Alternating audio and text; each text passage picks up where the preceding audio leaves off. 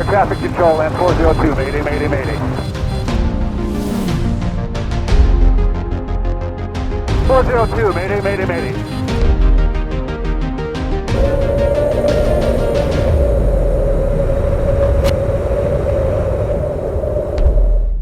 November 402, LA Center.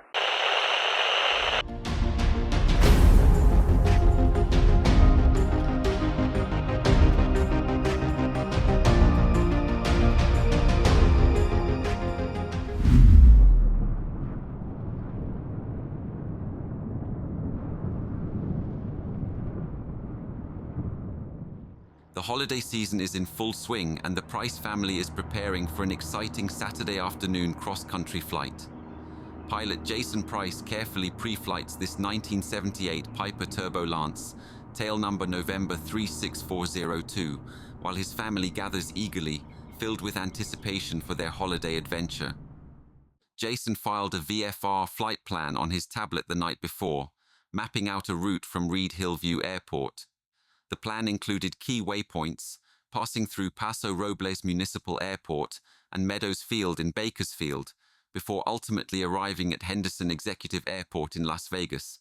The filed en route flight time is 2 hours and 4 minutes, with a cruising altitude of 13,500 feet at 165 knots. Although this was his first time flying the route in the larger and more powerful Piper Turbo Lance, Jason was quite familiar with it, having successfully completed the journey 5 times before in his smaller Piper PA2 8 Dakota. The 42-year-old pilot in command, Jason Price, is a principal reliability engineer at Genesis Solutions, focusing on optimizing asset management and maintenance systems. Having earned his private pilot certificate in July of 2012, Jason has since logged 269 hours, with 56 of those hours logged on the Piper Turbo Lance. Accompanying him on this flight is his 40-year-old wife, Olga Price, along with their 3 children, John 14, Mary 10, and Olivia 9 years of age. The family is flying to Henderson to attend a surprise party for a close family friend that evening, eager to join in the celebrations and enjoy a perfect start to their December holidays. The Price family departs from Reed Hillview Airport at 2:35 p.m. and Jason contacts NorCal Approach for VFR flight following, ensuring their progress is monitored. Despite favorable weather at their departure and destination airports, Jason is aware of the IFR conditions forecasted over Central California, specifically in the San Joaquin Valley, the area they plan to cross along their planned route. The night before and the morning of the flight, Jason checked the weather on his tablet using the Garmin Pilot software. The briefings revealed forecasts of low ceilings with cloud tops up to 20,000 feet, visibility reduced to 3 miles due to mist, scattered rain showers, and air mets issued for IFR conditions, which includes mountain obscuration and moderate icing between the freezing level and 18,000 feet. Determined to avoid these adverse conditions, Jason plans to circumnavigate the weather system if necessary.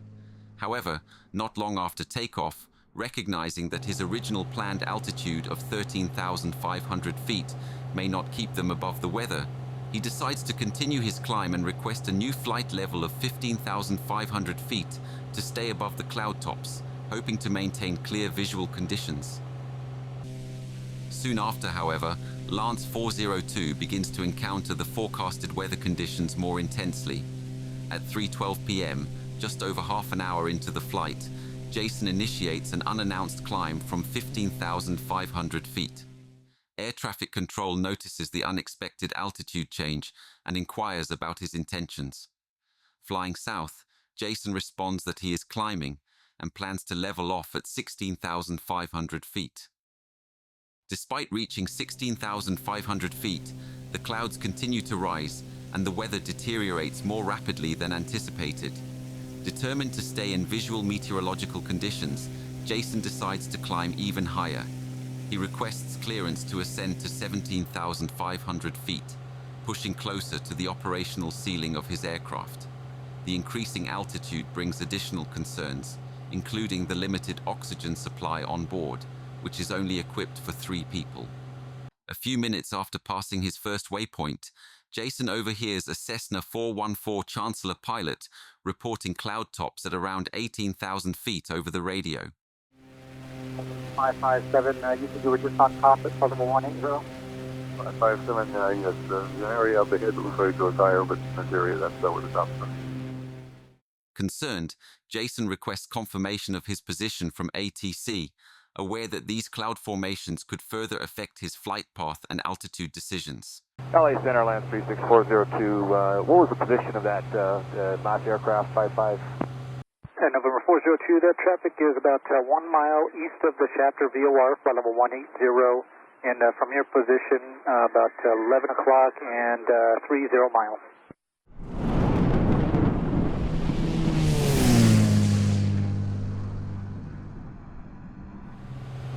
Roger, LA Center, just wondering whether or not I can get over to their altitude and clear the clouds. And November 36402, I am detecting areas of moderate to heavy precipitation from 9 o'clock all the way to about 1 o'clock along your route of flight, extends for about 10 miles. Roger, LA Center, Lance 402, any idea what the bottoms of those clouds are? November 402, I don't have any reports on the bottoms. I do have reports of some light rime icing all the way up as high as flight level 190 in southeast of your area. All right, we're going to deviate to the south to try to go around these and perhaps go through Barstow, Lance 402. Despite worsening conditions, Jason decides to deviate south, attempting to navigate towards Barstow in search of a safer route.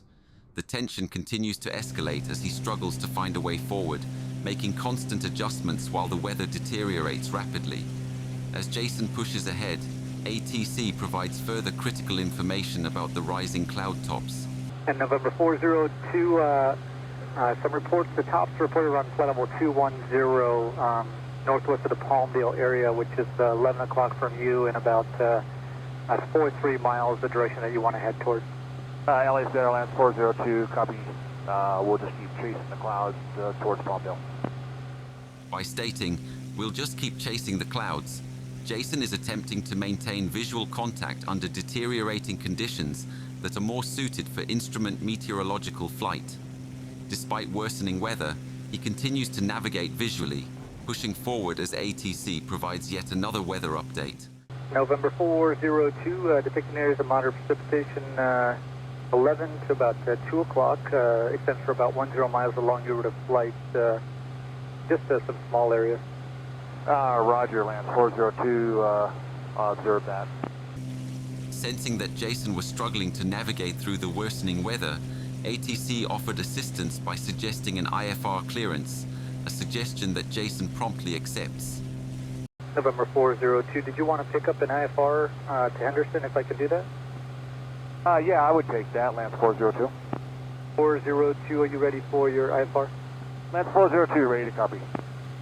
November 402, now clear to the Henderson airports via direct Hector, Hotel Echo Charlie, Hotel Echo Charlie, Victor 21 to Boulder, Bravo Lima Delta direct, maintain 15,000. Jason attempts to absorb and execute the IFR clearance, but the mounting workload and the need to navigate through rapidly intensifying thunderstorms undoubtedly place a tremendous mental strain on him.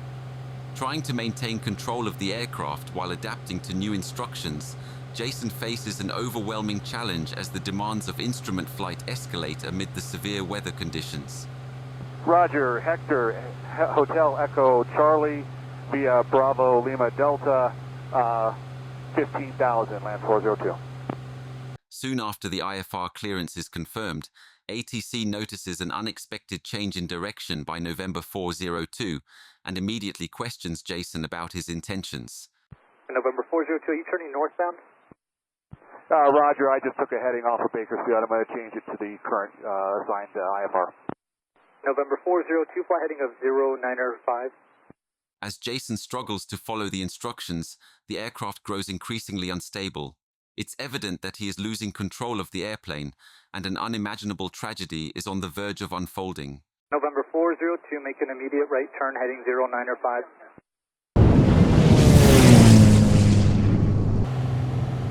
Air traffic control, land 402, mayday, mayday, mayday. November 402, LA Center. 402, mayday, mayday, mayday. November 402, LA Center.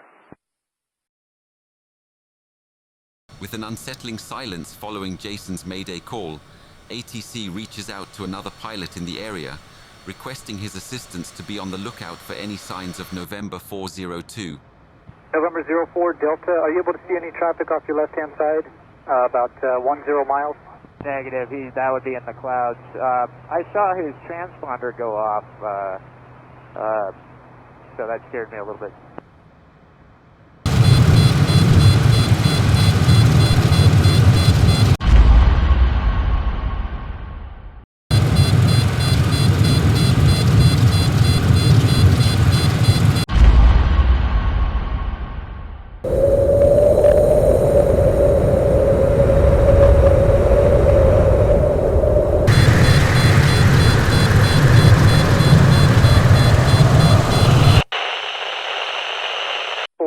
If you hear LA Center, ident.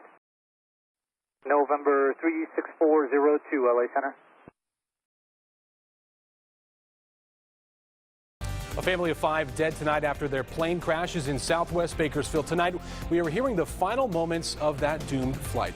The crash scene is still blocked off as crews bring in heavy machinery to clean up debris left from Saturday night's plane crash in southwest Bakersfield. The FAA and the NTSB are investigating the cause of the crash that took the lives of 5 people from Gilroy. An official with the FAA says the single-engine plane disappeared from radar around 4 p.m. Saturday, and by 7:24 p.m., debris was found spread out across the area. FAA officials say it appears the plane may have broke apart while in flight before the crash. Officials say a tablet was recovered at the crash site and may help investigators find out what happened in those last minutes before the crash. Just over 3.5 hours after the last Mayday call, the crash site of November 36402 was located in an almond orchard near Bakersfield.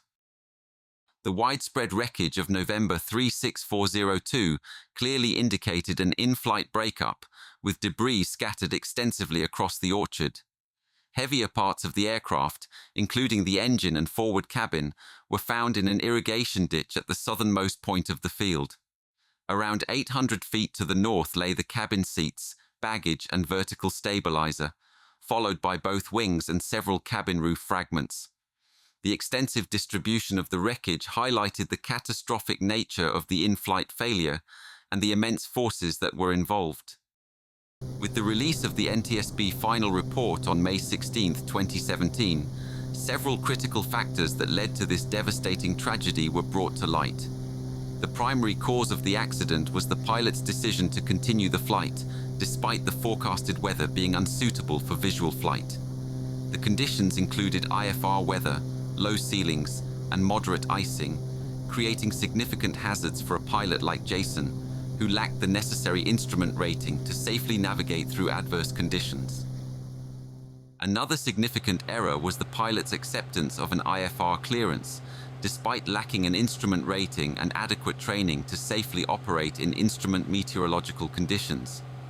The mounting workload of navigating through adverse weather while attempting to comply with complex IFR instructions resulted in overwhelming mental strain on the pilot.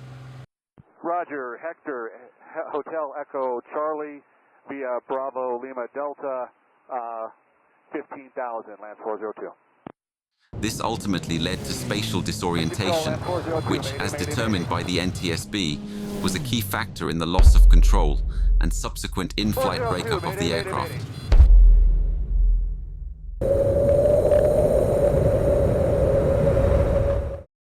Additionally, the pilot's lack of familiarity with the aircraft's autopilot system, which could have assisted in maintaining control, further compounded the situation. The NTSB also highlighted the external pressures that likely influenced the pilot's decision-making, such as the urgency to attend a surprise party. This self-imposed pressure likely impaired his ability to objectively assess the situation.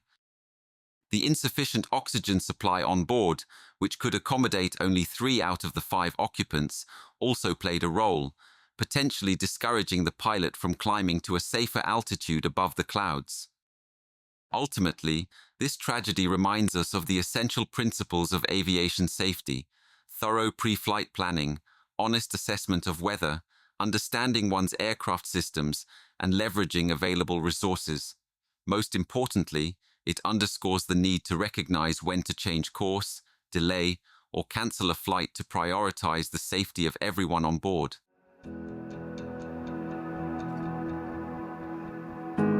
Jason wanted to create a memorable holiday for his family, but the risks he took serve as a solemn reminder of the dangers of pushing beyond one's limits and the importance of placing safety above all else.